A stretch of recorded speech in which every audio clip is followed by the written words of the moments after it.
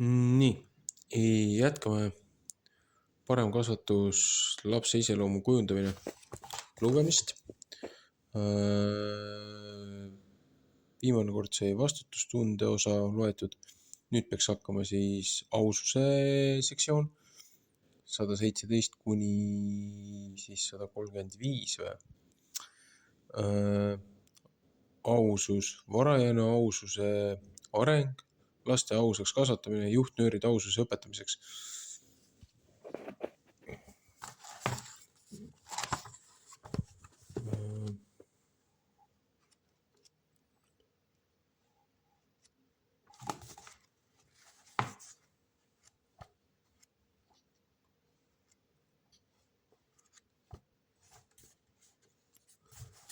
Ma üritan vaadata järjehoidjat, et ma sassi ja nii. Hakkame siis pihta.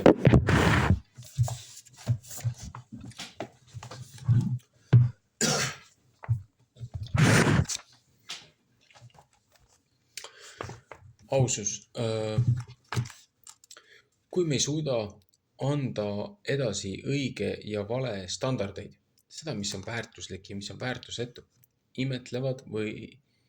imetletav või labane, siis me peame jagama süüd tulenevate iseloomuprobleemide pärast. C.S. Lewis, The Abolition of Man.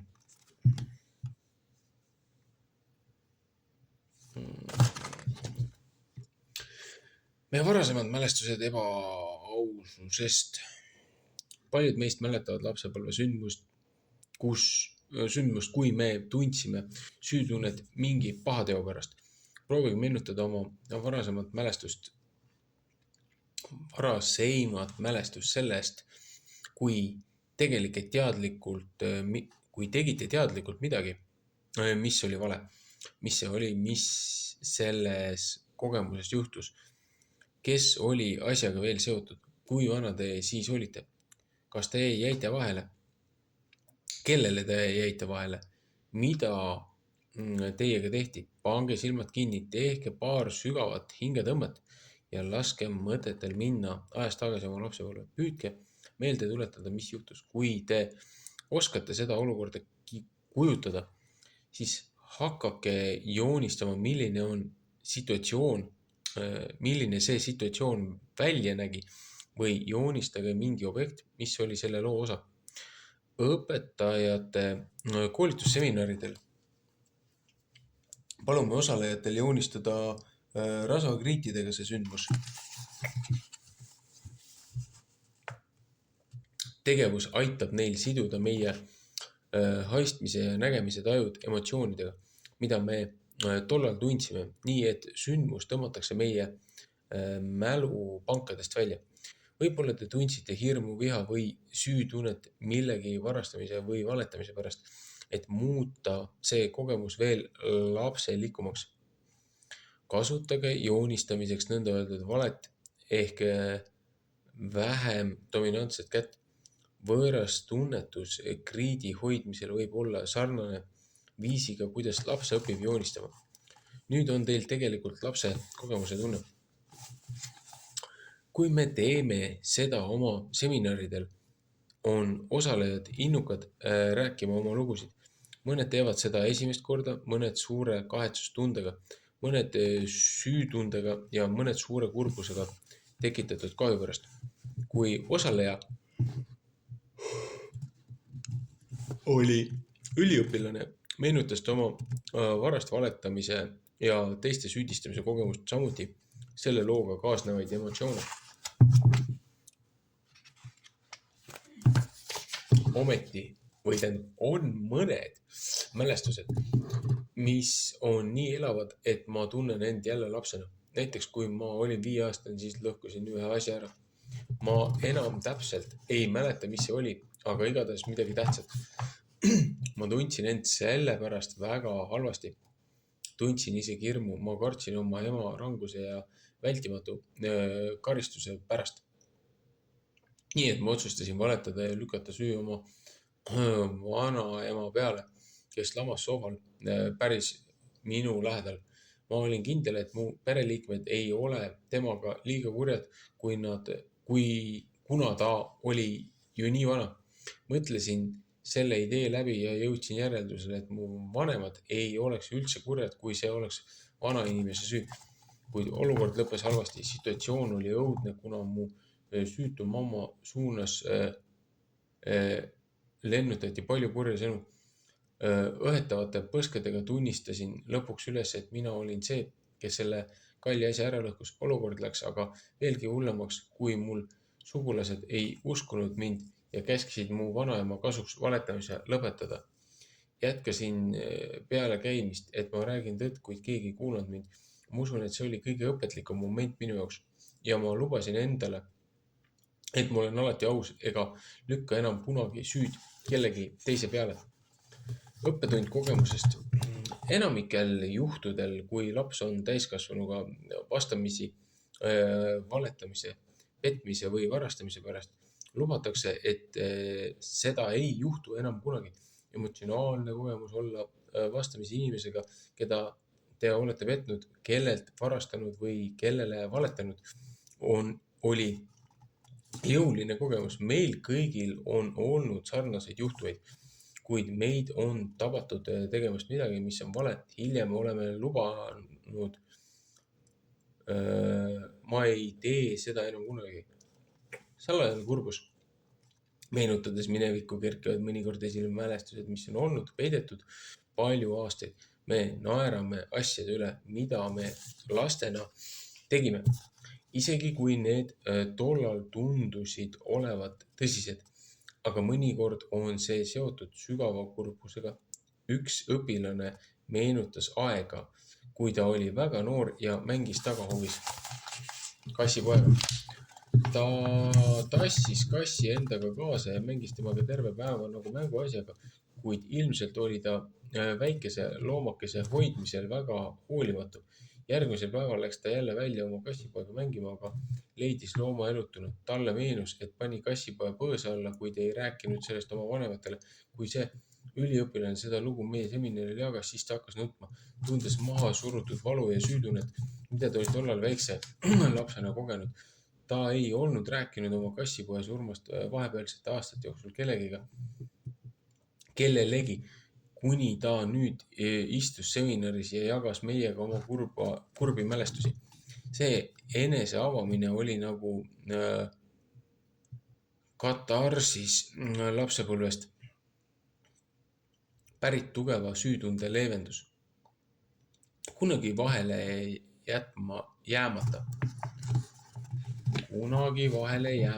jäämata. Teine üliõpilane rääkis, kuidas ta koos sõpradega varastas naabri õunapuu otsast õunu ega jäänud vahele. Tegelikult hooples ta, et nad ei varastanud naabruskonnast üksnes õunu, vaid ka muid asju ega jäänud kunagi vahele. Nad hiilisid peale seda, kui oli pimedaks läinud välja ja hulkusid ümbruskonnas ringi, otsides pahandusi. Sageli need, kes pole kunagi oma ebaaususega vahele jäänud, räägivad meile, et nad sooviksid, et oleks vahele jäänud ja karistada saanud nii, et poleks vaja olnud kaasas kanda lapsepõlvest pärit süükoormat. Aususe aspektid. Ausus kõnes, hoidumine valetamisest ja tüssamisest. Ausus käitumises, hoidumine petmisest või varastamisest. Kui me mõtleme sellest, kuidas me mõistame ausust, aitab see meil näha, kui tähtis oli kasvatada oma lapsi ühiskonnale kasu toovateks, mitte ühiskonnale koormaks. Tõde meie kohtutes, elukogemus reaalsuses, andmete täpsus ja faktide asjades, millest me teeme valikuid.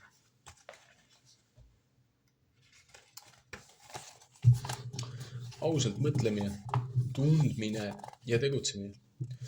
Aus inimene on see, kes on tõene kõiges, mida ta räägib, mida ta teeb. Meie tavapärane aususe selgitus identifitseerib seda, mida see ei ole. Mitte valetamine, mitte varastamine, mitte petmine. Kui ausus meie eludes on nõnda öelda täiskasvanu, kujuneb see moraalseks koodiks, õige vale, mille järgi me elame suhtes teistega. meie moraalne kood juhib seda, kuidas me mõtleme, mida me tunneme ja kuidas tegutseme või käitume. Termin moraal tuleb ladinakeelsest sõnast moralis ja seda kasutatakse selliste käitumisstandardite kirjeldamiseks, mida peetakse heaks või vastuvõetavaks.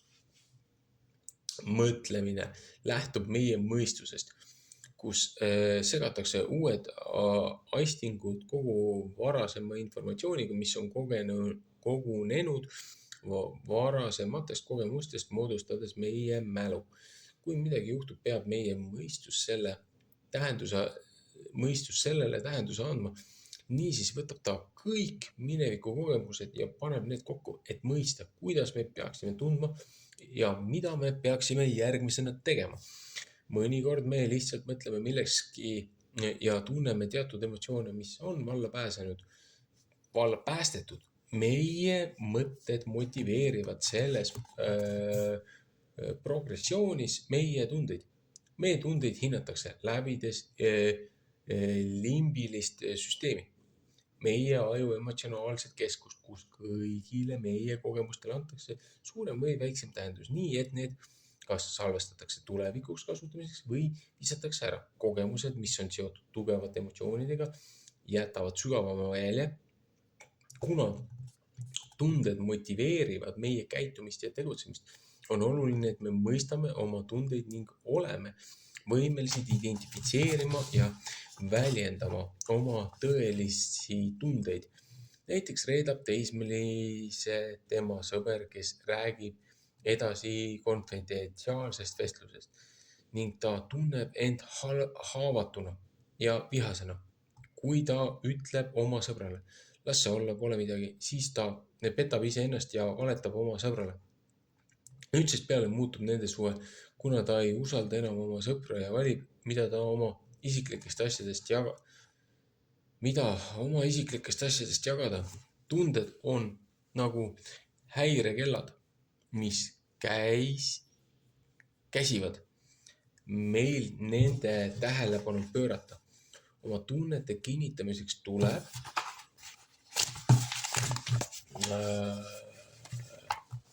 neid asjakohaselt väljendada. Ma olen solvunud ja vihane, et sa rääkisid Emile edasi seda, mis pidi jääma meie kahe vahel. Nüüd on mul tunne, et ma ei saa sind enam usaldada. Tunne on ausalt identifitseeritud ja edasi antud ning tulevikus on reetmistundest rääkides seda kergem mõista. Meie tegevused ja käitumine on meie mõtlemise ja tunnete tulemus. Järgmine samm protsessis on tegevus. Mida sa teed järgmiseks? Üks noorema astme koolilaps, kes ühel päeval koolist lahkudes leidis parkimisplatsilt rahakoti, viis selle koolikontorisse. Miks ta ei võtnud kotis olevat raha lihtsalt endale? Mõtlemise, tunnete ja tegevuse protsessis on tegevuse või käitumise valikud, mis põhinevad lapse varasemal kasvatusel ja kogemusel. Võib-olla kaotas ta ise kord mingi rahasumma ja teab, mis tunne see on, nii et tema tegutsemisvalik, mis põhineb aususe tundel, oli viia rahakott kontorisse. Ta ei võtnud seda endale, see oleks toonud temas esile süütunde, vaid andis selle üle ametiisikule, kellel on võime omanik üles leida. Teisalt noorem laps oleks käitunud ilmselt hoopis teistmoodi ega oleks läinud kaotatud mänguasja omanikku otsima. Seda seepärast, et ta ei ole veel omandanud õige ja vale mõistmise võimet. Varajane aususe areng. Lapsed ei tea sündides, mis on õige ja mis on vale, kuid usutakse, et juba 6 kuu vanuselt on nad teataval viisil võimelised eristama õiget ja valet käitumist, põhinedes sellele, kas see loob vanemate poolt meeldiva reaktsiooni, näiteks kui laps kallab liivaämbrist liivakasti, paneb see ema naeratama, aga kui ta kallab krõbinad kausist põrandale, muutub ema kurjaks. Nii annab täiskasvanu reaktsioon lapsele vihjeid, mis vormivad temas lubatud või keelatu ja õige või vale tajumist. Alates esimesest eluaastast kuni varajase kooli aastateni areneb lastes igapäevategevuse kaudu oma pere kesksel teadlikkus õigest või valest käitumisest ja tegudest. Laste kogemus, mida nad saavad ümbritseva elu avastades, on otsekui sähvivad signaalid, mis ütlevad, tee seda veel või ära seda enam tee. Sõltuvalt naudingu või valu olemasolust, aluseks võib olla aistingu reaktsioon, näiteks banaani magus maitse, mis on mõnus, või kuuma tassi puudutamine, mis on valus. Emotsionaalne reaktsioon võib olla ema naeratus,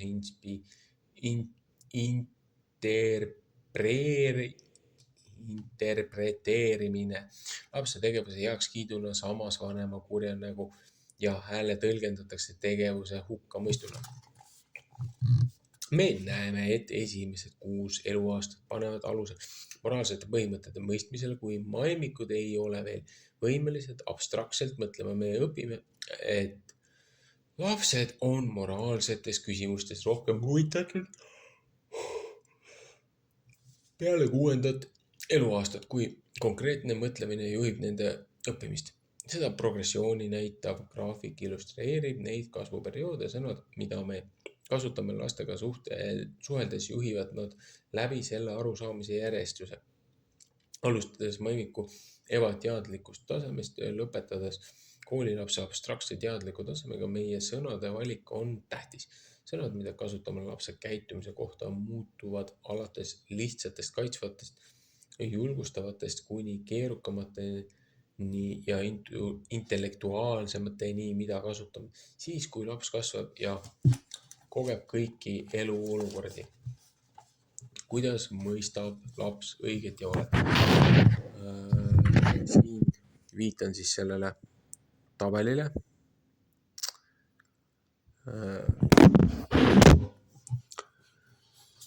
Kuidas mõistab laps õiget ja valet? Lapse vanus 6 kuni 2 aastat, õige jah, vale ei. Vanus 2 kuni 4 aastat, hea, vale paha. 4 kuni 6 aastat, tõsi, vale. Fantaasia ja reaalsus, reaalne, ei ole reaalne. 7 kuni 12 aastat, tõde, vale. Beebisõnad. Tabel algab beebi eaga juba 6 kuu vanuses, kuna beebid teevad palju probleemseid asju lihtsalt sellepärast, et nad on uudishimulikud. Beebi uudishimu tõmbab teda loomulikult lähedal asuvate esemete poole ja kogu tema väike olevus justkui imab kõik endasse. Beebid on lummatud nägudest, eriti silmades, seetõttu on prillid nende jaoks väga põnev objekt, mis tuleb eest ära võtta ja lähemalt uurida. Kaelakeed, kõrvarõngad, taskus olevad pliiatsid ja muud sellist on head uurimisobjektid. Kõik, mis on beebi käes, läheb otsemat teed suu. Pesulapp, mänguasi, king või ka putukas. See on beebide õppimisviis, seetõttu tuleb beebit kaitsta ohtlike ja väärtuslike või kergesti purunevate esemete kuhugi eest ära panemisega ja hoida tal valvsalt silma peal alal, kus ta liigub. Oleme kõik näinud, kuidas beebi roomab suurel kiirusega ja innukalt avatud ukse basseini, trepi või kamina poole ning lapsevanem peab jooksma tema järel, et teda päästa. Vanemad võtavad korduvalt lapse üles ja panevad eemale maha vaid selleks, et ta jätkaks sama kirglikult uurimisretke. Selline pilt võib korduda mitu korda, kuna vanem lõpuks võtab beebi ja lahkub toast või juhib ta tähelepanu kõrvale mingi uue huvitava asjaga. Ei ja jah on uued sõnad, mida ta kuuleb ja kogeb. Kui ei on esmalt reserveeritud nende tegevustele, mis võivad talle kahju teha, siis korduv kogemus vormib asju kogemus vormib ajus mulje, et see ei ole õige. Sõnaga ei on seotud mingisugune ebamugavus või valu, mis toimib kui tagajärg ebasoovitavale tegevusele või käitumisele. Uudishimulik beebi sirutab kaitsmata pistikumehe poole ja ema hüüab valjusti ei, mille peale ehmunud beebi tõmbub ema valjust häälest põhjustatud ebamugavuse tõttu eemale. Sõna ei liigne kasutamine rikub sõna kaitsva kasutuse tähenduse. Seetõttu on parem muuta meie toad, kus beebi veedab suurema osa oma ajast, nõnda öelda lapsekindlaks. Asjad, mis on ohtlikud, nagu näiteks puhastusvahendid tuleb panna luku taha või kõrgemasse kohta. Asjad, mis võivad katki minna või viga saada, võivad saada ajutise koha kõrgemal riiulil lapse käeulatust väljas. Pidage meeles, et uudishimulik maimik võib ronida sisuliselt iga asja peale, ainult ta ei tea, kuidas uuesti alla saada. Maimikusõnad. Maimiku perioodil vanuses 18 kuud kuni 3 aastat kogeb laps uut laadi vabadust. Ta oskab käia, tegelikkuses võib ta sekunditega silmist kaduda, uurides uut territooriumi, millel võivad olla piirangud. Kui te ei kuule, mida ta parajasti teeb, on parem minna ja ta üles otsida. Vaikus võib tähendada seda, et laps on millegisse süvenenud või on hädas. Samuti oskab ta rääkida, väljendades oma soove ja vajadusi keeles, mida ta on kuulnud. Kui vanemad räägivad millegi lubatavusest või keelekasutusest sõnadega jah ja ei, võivad nad täpsustada seda selgitusega ei, kassi ei tohi sabas sikutada, jah, sa võid võtta küpsise. Teie näoilmed ja hääletoon annavad edasi teavet, kas nende käitumine on tõsine või teie näoilmed ja hääletoon annavad edasi teavet, kas nende käitumine oli vastuvõetav või mitte. Kuidas ei välja näeb, teie hääletoon on tõsine, kulmkortsus ja te raputate negatiivseks reaktsiooniks pead. Ja kuidas jah välja näeb, teie hääl on lahke, suu ja silmad naeratavad ja te noogutate kinnituseks. Kui vanem reageerib järjekindlalt, saab laps sõnumi, et jah on meeldiv ja ei on ebameeldiv. Maimikud konstrueerivad oma arusaamise õigest ja valest ning tegutsevad ja käituvad vastavalt kogemustele, mis seovad neid nende vanemate või hooldajatega. Eelkoolija sõnad. Eelkoolijas vanuses 3–6 aastat võitleb laps reaalsuse ja fantaasia erinevuse tajumisega ning suure hulga mõjutajatega nagu televisioon, filmid, raamatud, videod ja lõbustuspargid. Lapsed, kel on olnud palju võimalusi olla looduslikus keskkonnas koos päris taimede ja loomade ja kalade ja lindudega, on lumatud nende ilust ja käitumisest. Umbes 4–5 eluaasta vahel on periood, mille jooksul laps hakkab aru saama, mis on reaalne või mis on fantaasia, mis on tõeline või mis ei ole. See on lummav kasvuperiood, mis täis toopitud loomad ja nukud muutuvad väikese tüdruku jaoks lasteks, kelle eest ta peab hoolitsema. Väikesed poisid aga tahavad kujutleda, et nende mängutiiger on päris. Tänapäeva vanemate ja õpetajate tõsine mure on agressiivsete superkangelaste populaarsus.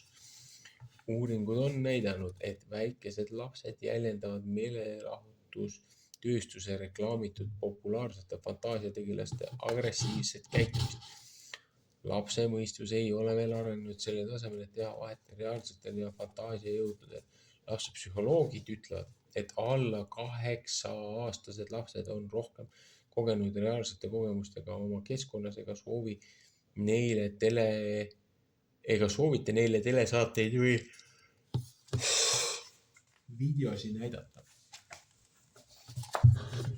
Palju olulisem on anda väiksele lapsele võimalus, mis avaks täielikult nende nägemise ja kuulmistöö. Kooli ja sõnad. 7 aasta vanuses sisenevad lapsed konkreetse õppimise maailma ning hakkavad mõistma tõe ja vale abstraktsete kontseptsioonide tähendust. Eelkoolieas on lastel olnud palju võimalusi praktiseerida tõeliste ja ebatõeliste asjade eristamist. Nüüd me saame rääkida tõe ja vale rääkimise erinevustest. Kas sa tead, kuidas nimetatakse seda, kui sa räägid midagi, mis ei ole tõsi? Seda nimetatakse valeks. Sõna tõde ja vale kuulamine laiendab õpilase käibesõnastikku ja see tähendab, et uued sõnad saavad osaks tema enda sõnavarast. Ekslikult kiputakse pehmendama laste jaoks negatiivseid sõnu, andes neile meeldivamat kõla. Näiteks selle asemel, et öelda vale, nimetavad mõned vanemad ebaausust luiskamiseks, lugude rääkimiseks, muinasjutuks või isegi väikeseks valgeks valeks. Nii tehes saadame me välja sõnumi, et see tegevus ei lähe arvesse valena. Vanemad võivad tunda, et sõna vale on liiga karm, aga see on lihtsalt tegevuse sildistamine õpilase jaoks, kes alles hakkab mõistma õige ja vale kontseptsiooni. Üllataval kombel ei ole meil sünonüümi sõnale tõde või mingeid tõe astmeid.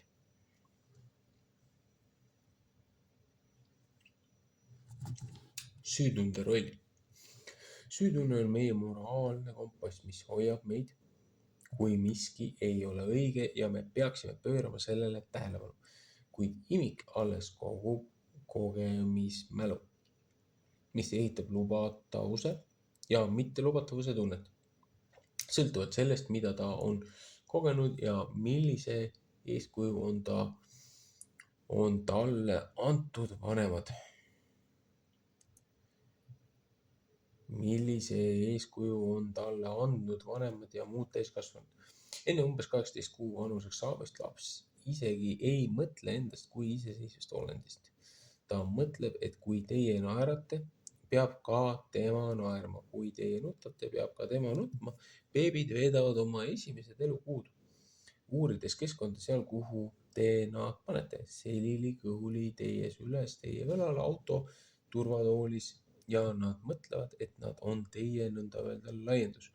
Nende käitumist suunab vajadus olla heaks kiidetud. Nad soovivad, et neid kiidetaks heaks see inimene, kes nende eest hoolitseb. Et neid kiidaks heaks see inimene, kes nende eest hoolitseb.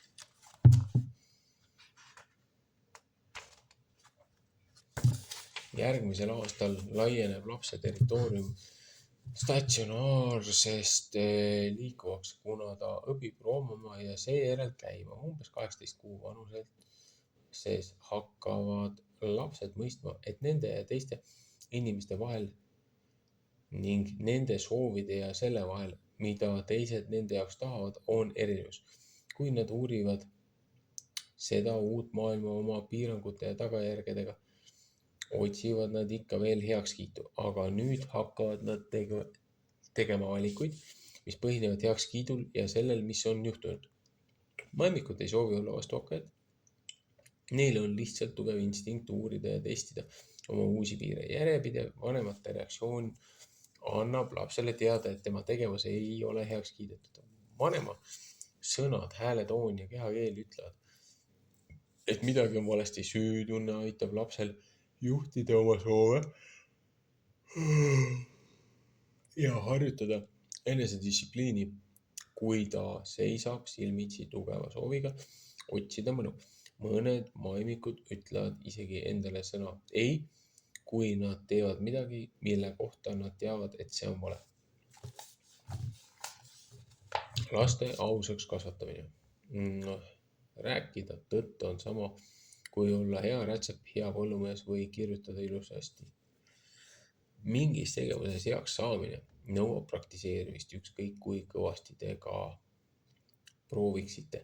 Te ei saa teha hästi midagi, mida te ei ole varasemalt korduvalt teinud.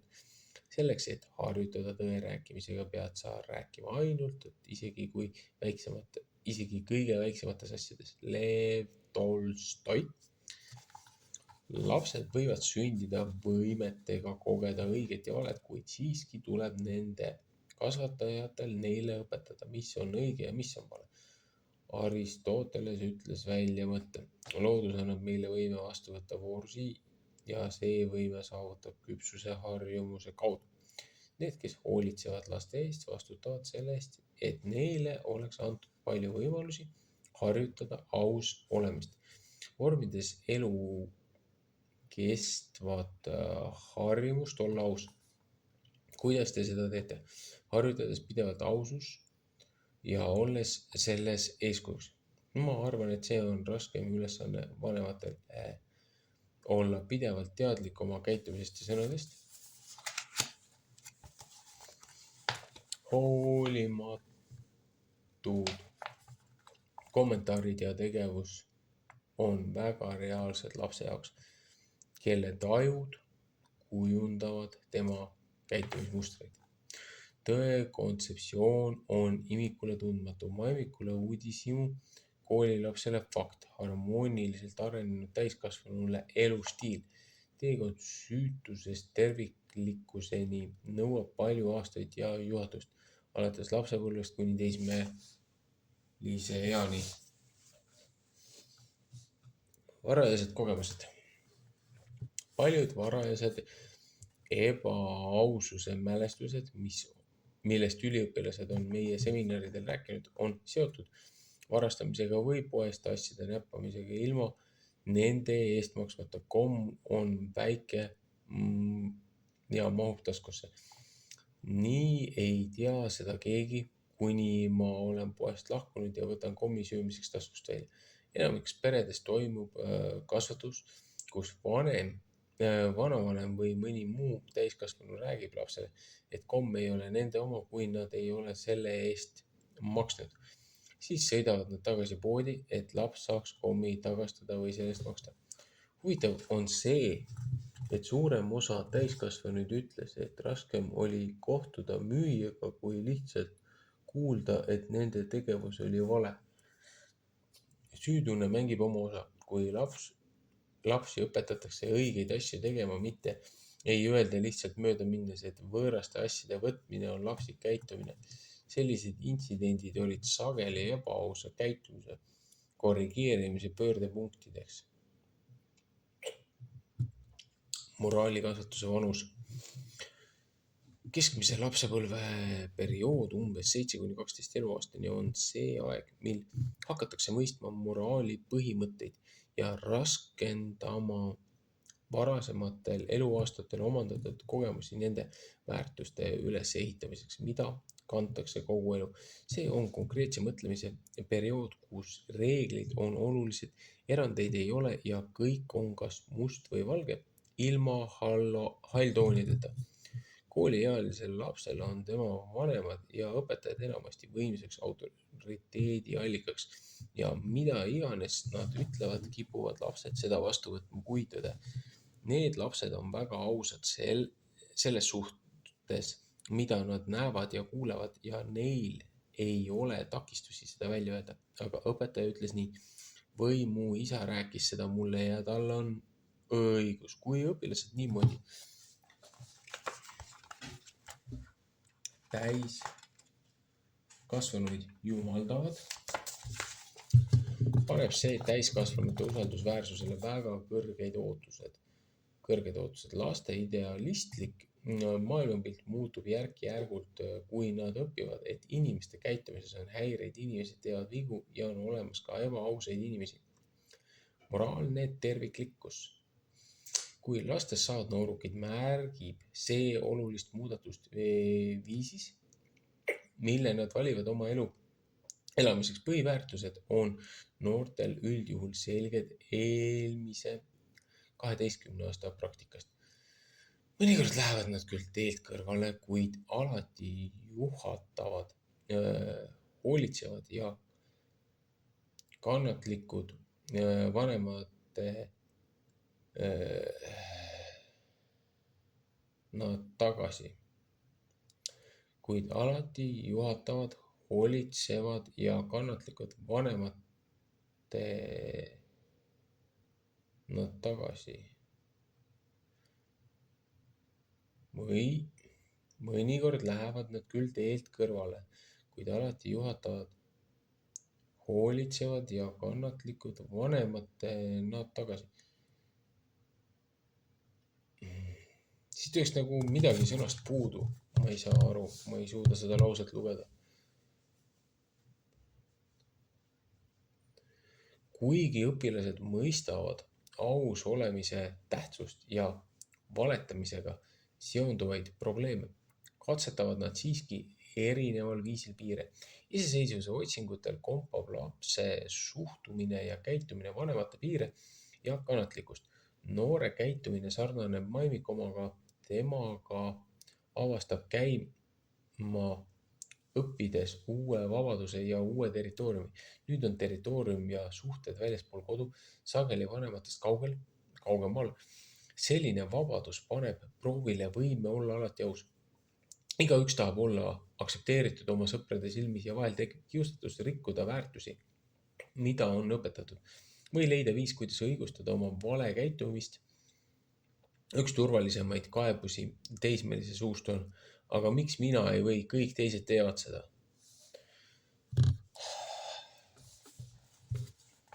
Valetamine.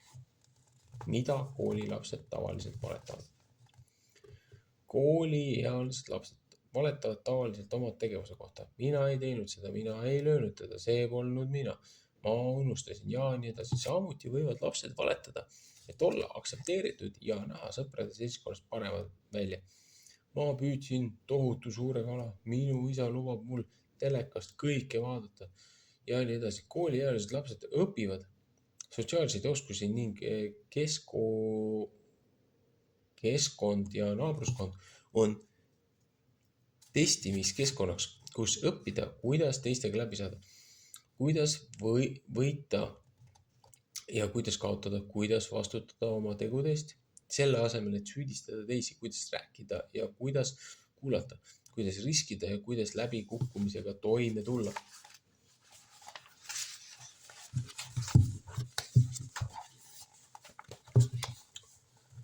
Õpilased praktiseerivad niisuguseid suhtekäitumisi ikka ja jälle. Timmides neid käitumisviise, hinnates ja proovides midagi uut, kui nad jõuavad eesmärgini, tundes end aktsepteerituna. Teie roll vanemana on lapse juhatamisel aususe teele kriitilise tähtsusega. Õppida, kuidas vastutada selle asemel, et valetada oma osa kohta juhtunu juures. Õppida olema aus võistlustel. Õppida alati tõtt rääkima. Õppida järgima oma tõelisi instinkte ja koolitust, kui proovid midagi keerulist ning olema aus selles, mis läks valesti. Kahjuks võib see katse ja eksitusperiood lõppeda halvasti, kui õpilased ei saa õiget juhatust oma vanematelt, õpetajatelt ja teistelt täiskasvanutelt. Koolilapsed on nüüd mitmekordsete mõjutuste all ja neid võib kergesti juhatada valesse suunda. Lihtsam on valetada, kui rääkida tõtt, eriti kui see määrab ära selle, kas sõbrad sind aktsepteerivad või mitte. Eelkõige siis, kui õpilane tegutseb mingis grupis, kui esimene vale on räägitud, järgneb sellele terve hulk valesid, mida tuleb rääkida selleks, et varjata varasemaid valetamisi. Nii kujuneb peagi välja lausa valede ahel. Kui valetamist ei korrigeerita, valetavad lapsed ikka ja jälle, tehes seda iga uue kogemusega aina lihtsamalt. Kuidas ma saan lõpetada oma lapse valetamise? Selle küsimusele vastamiseks mõelge, kuidas võeti vastu teie reaktiivsed küsimusi, kui teie saite teada, et teie laps on valetanud. Vanemad lükkavad mõnikord tahtmatult ise lapse valetama sellega, kuidas nad küsivad küsimusi. Kui lapsed kardavad tagajärgi või karistust, siis valetavad nad enesekaitseks.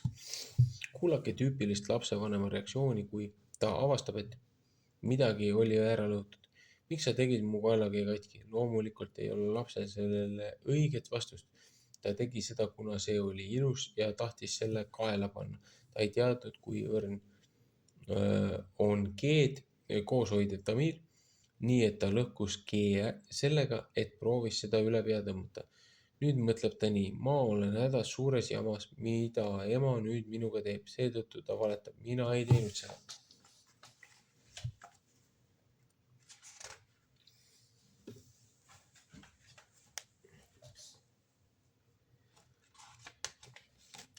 Mida teha?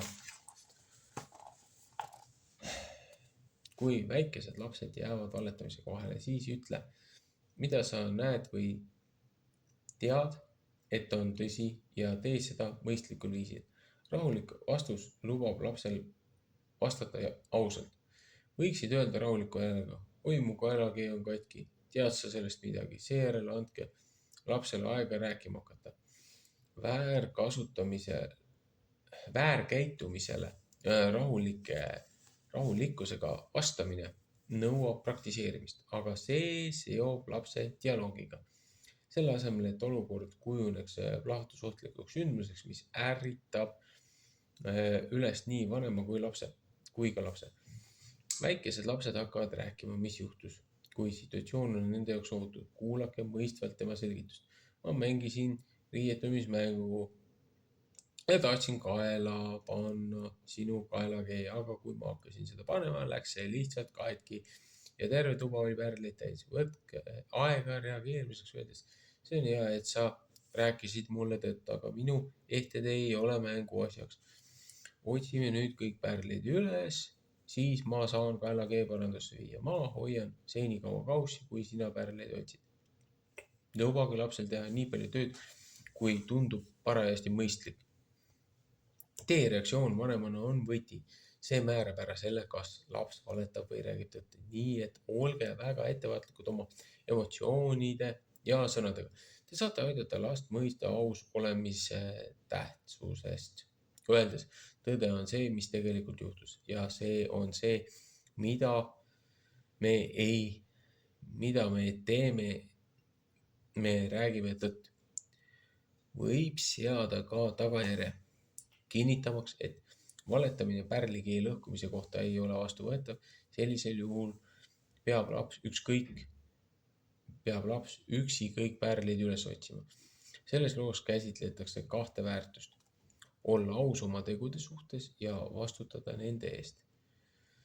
Mõlemad vajavad juhatust ja distsipliini.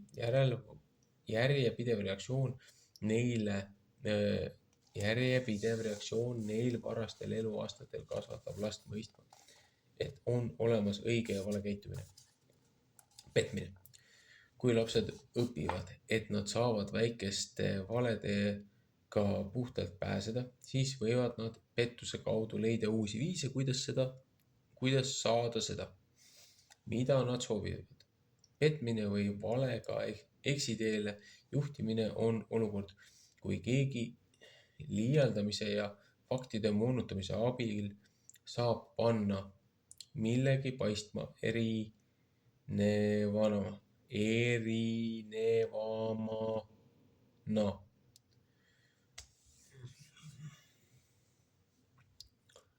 Petmine või valega eksiteele juhtimine on olukord, kui keegi liialdamise ja faktide moonutamise abil saab panna millegi paistma erinevana, väljendab teist või kasutab muid valetamise vorme, et petjale kasu saada. Lapsepõlves esimeses perioodis kasvatavad vanemad oma lapsi mõistma, mis on õige ja vale. Enamik väikelapsi räägib, et nad ütlevad kellelegi, et ta on paks või et neile ei meeldi midagi või et nad teavad, kuhu keegi midagi peitis. Aga kui lapsed ei jää valetamisega vahele ja saavad oma kaaslastelt koolis selle eest tunnustatud, siis nad õpivad skeemitama, salatsema ja tembutama oma koolikaaslastega. Veelgi kahjulikumad on vanemate õpilaste teod, mis nõuavad teistele kahju tekitamiseks läbimõtlemist ja plaanimist. Eelteismelised ja teismelised kasutavad jultunult internetti, et saata sealt kaudu petlikke ja kahjulikke sõnumeid, mis võivad hävitada kellegi teise maine ja isegi ajendada kedagi enesetapule. Küberkiusamine kasutab internetitehnoloogiat petlike või ebaausate sõnumite saatmiseks eesmärgiga diskrimineerida või kahjustada kedagi teist. See on väga reaalne ja väga ohtlik pettuse ja ebaaususe vorm. Uurijad on leidnud keskastme ja keskkooli õpilaste hulgas tehtud testides, et lapsed ei tunne süütunnet, kui nad võltsivad teiste õpilaste pilte, kirjutavad nende kohta valesid ja julmasid kommentaare ning seejärel saadavad need avalikkuse ette. Uurijad leidsid, et nooremad õpilased olid julmemad ja nende käitumine halvenes grupis kiiremini. Kui arvutid on suletud uste taga, on internet kujunenud relvaks ja seal saab kurjategija ennast lihtsasti maskeerida. Soitegemine. Eelkooliealised lapsed tahavad alati võita, kuna nad ei ole veel kasvanud sellele tasemele, et mõista õiglust. Tegelikult neile lihtsalt meeldib saada auhindu. Kui laps mängib lauamänge, liigutab ta nuppu nii palju, kui palju tal on võitmiseks vaja, sõltumata sellest, mis numbrit ta täringuga veeretas. Siiski õrna suunamisega ja aidates lapsel näha ennast teise lapse asemel, võib ta õppida koostööd tegema, ootama oma korda, saama üle pettumustundest ja õppima reegleid. Koolides on sohitegemine tõusuteel, sest õpilased näevad, et nende saavutustahe on tähtsam kui moraalsed seisukohad. 2006. aasta. Ameerika noorsoo eetika raporti järgi tunnistas rohkem kui üks õpilane 4, et viimase aasta jooksul oli ta midagi poest varastanud, 60% õpilastest oli kontrolltöö ajal maha kirjutanud ja 1/3 oli kasutanud interneti kodutöö plagieerimiseks. Josephsoni instituudi asutaja ja president Michael Josephson ütles raportit kommenteerides, halb uudis on see, et vastuvõetamatult kõrge ebaaususe tase on kujunenud normideks. See ei ole kuidagi hea. Neist saavad järgmise põlvkonna tegevjuhtideks, politseinikeks, poliitikuteks, ajakirjanikeks ja õpetajateks ja vanemateks. Hiljuti toimus maakirjutamise juhtum ühes ülikoolis, kus professor võttis oma 600 õpilasest vahele 200, kes jagasid oma vahel eksamiküsimusi. Üks intervjueeritud üliõpilane väitis, et kõik kirjutavad maha, sest see on lihtsalt ülikooli elamisviis ja sellest ei ole suurt midagi. Ta küsis, miks neid peaks karistama. Kui selline suhtumine esindab nii suurt hulka ülikooliealisi tudengeid, siis mõelge, milline mõju on sel kõigel tulevasele tööjõule. Parastamine. Väikesed lapsed võtavad teistelt asju lihtsalt sellepärast, et nad tahavad neid. See on eelkooliealiste laste puhul normaalne käitumine, kuna nad õpivad ikka veel, mis on sobilik ja mis mitte. Selliseid õpetlikke momente võivad vanemad kasutada lapse õpetamiseks, et teistel ilma loata asjade võtmine ei ole lubatud. Kui selline asi juhtub, võib parem olla lapse suhtes mõistev ja näidata, et ta mõistab lapse soovi saada see mänguasi oma kätte. Te võite öelda, see väike nukk on väga ilus ja ma näen, et sa tahaksid seda endaga koju kaasa võtta. Seejärel öelge, see on nuku omanik ja andke tegevusele nimi, aga see on Mari oma ja me ei võta asju, mis kuuluvad kellelegi teisele. see oleks vargus. Samuti pidage meeles, et olulisem õppetund on see, et võõra mänguasja võtmine on vale, sõltumata omaniku tunnetest või isegi sellest, kas ta üldse aru sai, et midagi on kadunud. Varastamisel on mitmeid eri vorme, mis on oma riskiastmelt progresseeruvad.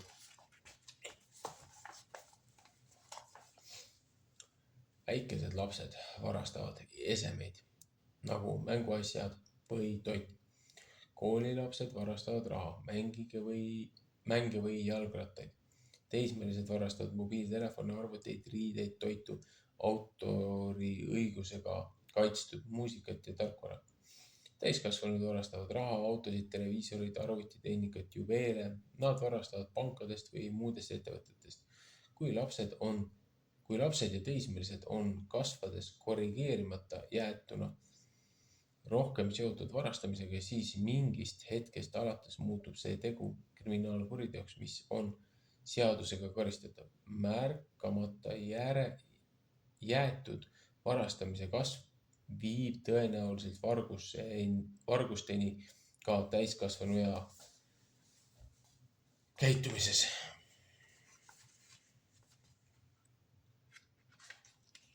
Juhtnöörid aususe õpetamiseks. Rääkige tõtt.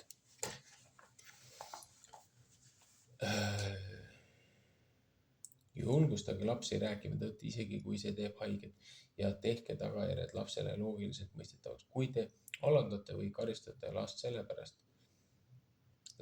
pärast seda, kui ta on rääkinud tõtt, ei usalda ta teid enam ega räägi järgmisel korral tõtt. Kui väärkäitumine kordub, peab tagajärg muutuma raskemaks.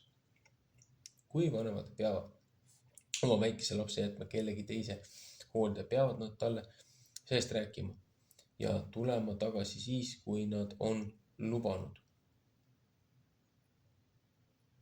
Vanemate salaja välja hiilimine, kui laps on endast väljas või kauemaks ära jäämine, võib põhjustada lapses ärevust ja usaldamatust. Parem kogemus oleks veeta mõnel korral aega koos lapse ja lapsehoidjaga, nii et laps saaks harjuda uue inimesega, enne kui ta jäetakse temaga kahekesi. Rääkige tõtt oma tunnetest. Kui laps leiab oma ema köögist kurva näoga ja pisarais silmadega, siis küsib ta, mis on emme. Ta tajub või mõtleb, et midagi on valesti, aga kui ema vastus on, ei ole midagi, kõik on hästi, siis ta ei ole aus. Lapse tunnetus ema emotsioonide ja tema sõnade vahel on konflikt. Ta on segaduses ja küsib endalt, on ta kurb või on temaga kõik korras.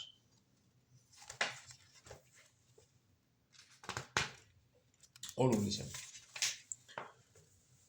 on, et laps jälgib, kuidas te lahendate sellise olukorra. Kui see, et te kaitsete teda igasuguse valu eest, mida ka tema võib tunda, sageli kui vanemad ei ole oma lastega ausad, kujutavad lapsed ette hullemat olukorda, kui tegelikkuses on, süüdistavad seejuures ennast.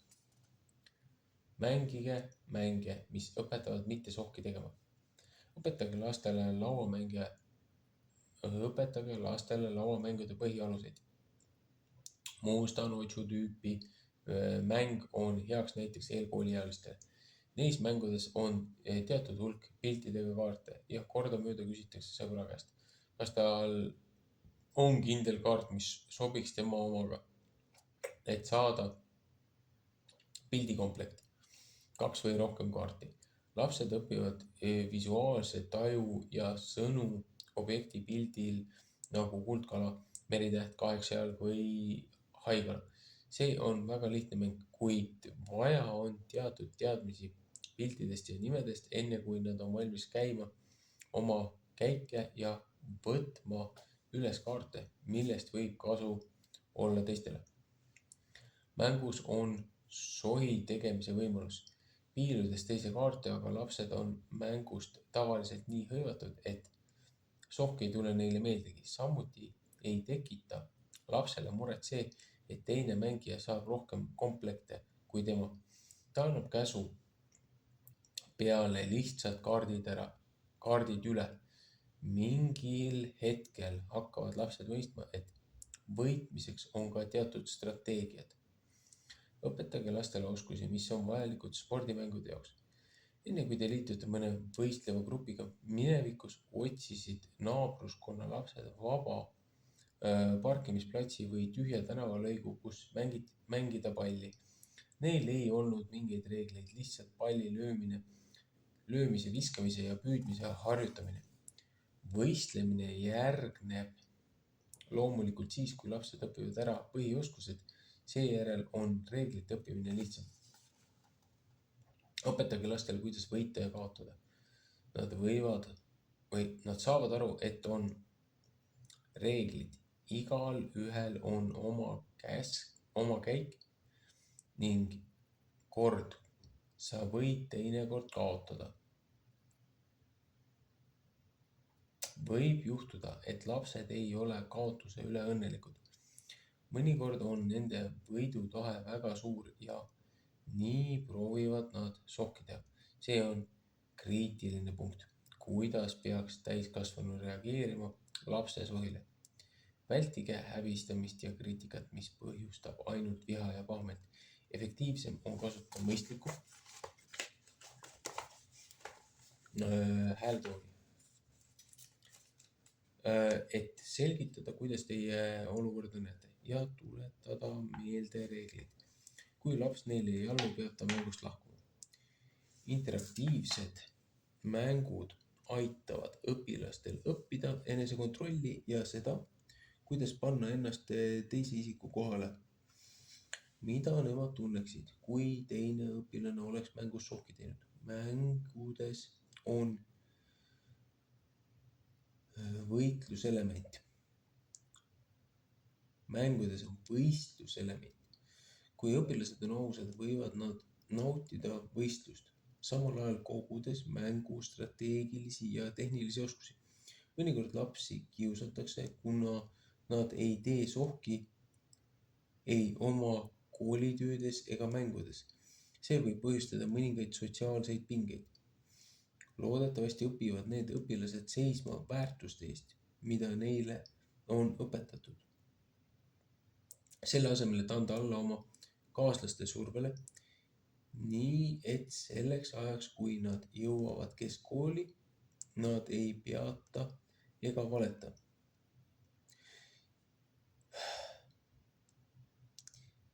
Nii et selleks ajaks, kui nad jõuavad keskkooli, nad ei peta ega valeta.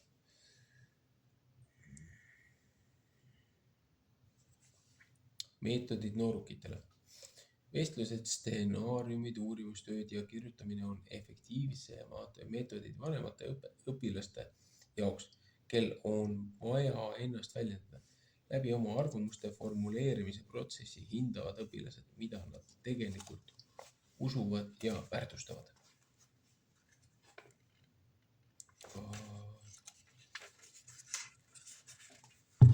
Sellega sai see osa läbi.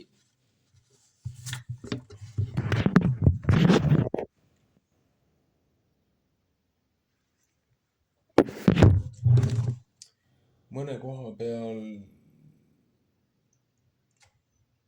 on siin sõnadel on tähed puudu. Ei olnud võimeline lausest aru saama. Järjekordselt. Siin on valitud alapealkiri.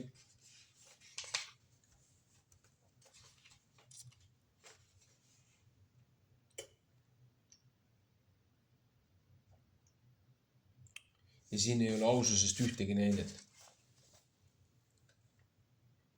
piiblilises kontekstis.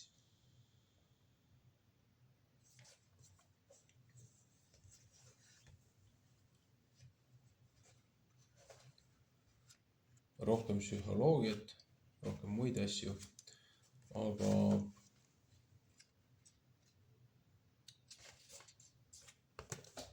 jah. Võiks tuua ju siin aususest näiteid erinevaid. Kas või näiteks see, kui Aabram oli väike. Ja ta isa oli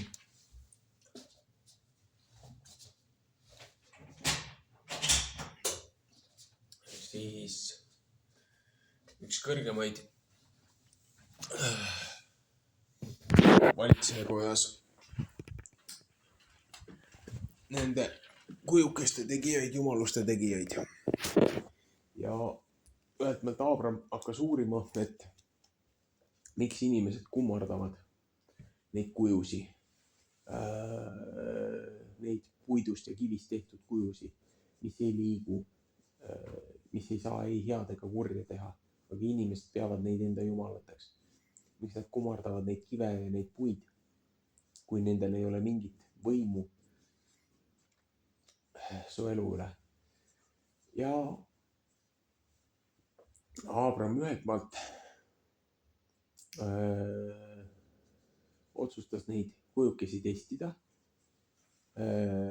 mängis nendega mängu, lasi emal valmistada rooga, ohvriandi, pani nende kujukeste nende jumalate ette ja mõnitas neid kujukesi, et tulge võtke süüa, et kujukesed ei söö, et ju siis nendele antud ohvriand ei olnud piisavalt hea, et järgmine päev teeb parema toidu, jälle ei tulnud, kolmandal päeval ikka. Ja siis Aabram otsustas, et kui ta neid kujukesi ära ei hävita, siis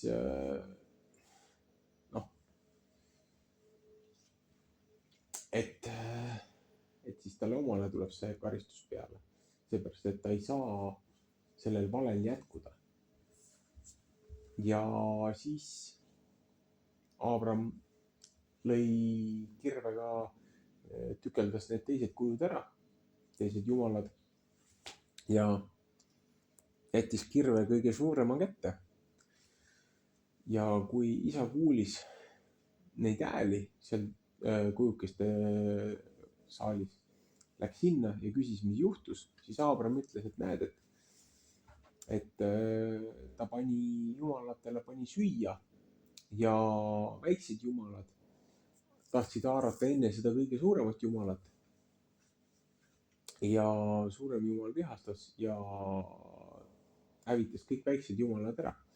Ja Aabrami isa vihastas ta peale ja ütles, et sa valetad ja räägid muinasjutte, et nendel kujukestel ei ole ju mingit tahet ega mingit tegu ega mingit võimu, et ta on ise need teinud. Et mis asja sa valetad mulle, et sina lõhkusid need kujud ära. Ja Aabram ütleb selle peale, et aga milleks sa siis kummardad neid jumalaid, kui sa tead, et nendel jumalatel ei ole mingit võimu, mingit jõudu ega mingit väge. Aga Aabrami isa kartis valitseja, kes käskis kummardada neid kujukesi ja asju ja kes käskis neid kujusid teha. Selle asemel, et pilgata selle asemel, et austada loojat, nad pilkasid ja mõnitasid teda oma kujukeste ja teemonite kummardustega.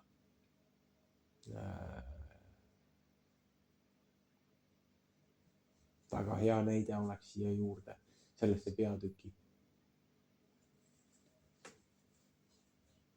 On ka teisi aususe ja valetamise kohta. Näiteks nagu poisid, 12 venda. Et Jakobi poisid, et kuna Joosep nägi unenägusid, nägi ennustavaid unenägusid ja vanemad vennad sepitsesid plaani 10 tükki. Et kõige noorem poiss oli ju isaga kodus, aga vanemad vennad sepitsesid plaani, 10 venda. Ja kui Joosep tuli vaatama, kus nad on, et isa saatis Joosepi vendasi otsima, kuidas karjaga on, siis vanemad vennad otsustasid Joosepi maha lüüa. Aga üks nendest ütles, et ei, ärge tõstke poisi vastu kätt, et ta on ikkagi meie liha ja veri, et kaevame ta auku ja müüme ta maha, et siis tema veresüü ei tule meie peale. Aga see mees valetas sellepärast, et päästa Joosep ära ja viia ta isa juurde tagasi. Aga selle asemel tulid rändurid, tulid kaubitsejad ja teised mehed müüsid ta päriselt maha edasi mitu korda, kuni Joosep sai Egiptusesse vangistusse. Et tänu teiste valedele viidi vangi võõrsile. Aga poisid